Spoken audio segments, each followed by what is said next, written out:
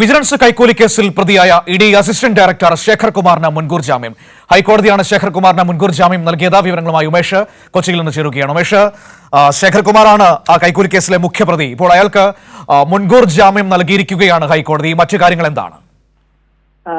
മനു, കുറേയേറെ നാളായി ശേഖർ കുമാറിന്റെ മുൻകൂർ ജാമ്യാപേക്ഷയിൽ ഹൈക്കോടതി വാദം കേട്ടിരുന്നു. തനിക്ക് ഈ കേസുമായി ബന്ധമില്ലെന്നും ഇതിൽ താൻ നിരപരാധിയാണെന്നുമൊക്കെയായിരുന്നു ശേഖർ കുമാറിന്റെ വാദം. എന്നാൽ വിജിലൻസ് ഇതിനെ എതിർത്ത് ഹൈക്കോടതിയിൽ നേരത്തെ റിപ്പോർട്ട് സമർപ്പിച്ചിരുന്നു. ഈ 4 പേർ പ്രതികളായ കേസിൽ 1-ാം പ്രതിയാണ് ശേഖർ കുമാർ. കൊച്ചി ഇ ഡി ഓഫീസിൽ അസിസ്റ്റന്റ് ഡയറക്ടറായിരിക്കെ കേസ് ഒതുക്കുന്നതിന് വേണ്ടി 2 കോടി രൂപ കൈക്കൂലി ആവശ്യപ്പെട്ടു എന്നുള്ളതായിരുന്നു വിജിലൻസ് രജിസ്റ്റർ ചെയ്ത കേസ്. അതിൽ മറ്റു 3 പ്രതികളെ വിജിലൻസ് അറസ്റ്റ് ചെയ്തിരുന്നു.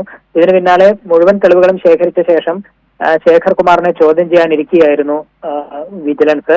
ഇതിനിടയിലാണ് ശേഖർ കുമാർ മുൻകൂർ ജാമ്യം തേടി ഹൈക്കോടതിയെ സമീപിക്കുകയും അതിലിപ്പോൾ കോടതി മുൻകൂർ ജാമ്യം അനുവദിക്കുകയും ചെയ്തിരിക്കുന്നത്. ഉപാധികളോടെ ആയിരിക്കും ഈ മുൻകൂർ ജാമ്യം എന്ന് തന്നെയാണ് കരുതുന്നത്. അതിലെ കൂടുതൽ വിവരങ്ങൾ പുറത്തു വന്നിട്ടില്ല. ഇതിനിടെ ഉപാധികൾ അറിയാൻ പറ്റുമോ? ഇപ്പോൾ ഉപാധികൾ സംബന്ധിച്ച വിവരങ്ങൾ പുറത്തു വന്നിട്ടില്ല. അത് ഒരുപക്ഷെ അന്വേഷണവുമായി സഹകരിക്കണം.